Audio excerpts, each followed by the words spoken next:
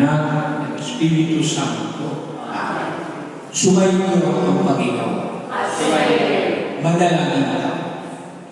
Ama namin makapangyarihan, iyong itinalaga na ang pag-iisang pigtig ay mag-isa-isa ng pag-ibig ni Kristo sa kanyang banal na sambayanan.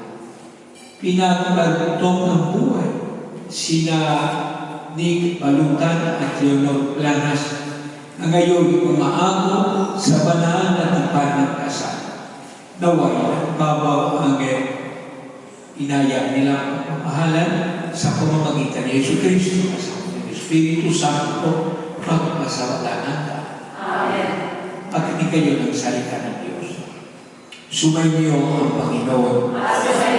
Ang mabuting balita ng Panginoon ayon kay San Marcos. Kabanata 10, talata 6. Noong panahon iyon, sinabi ni Jesus, sa pasimula pa, nalikay ng Diyos ng sanglibutan, nilalang niya silang lalaki at babae. Dahil ito'y iiwan ng lalaki ang kanyang ama at ina at magsama-sama sila sa kanyang asawa at sila yung isa. Kaya hindi na sila dalawa kundi isa. Ang pinagsama ng Diyos ay huwag pag-iwalay ng tao.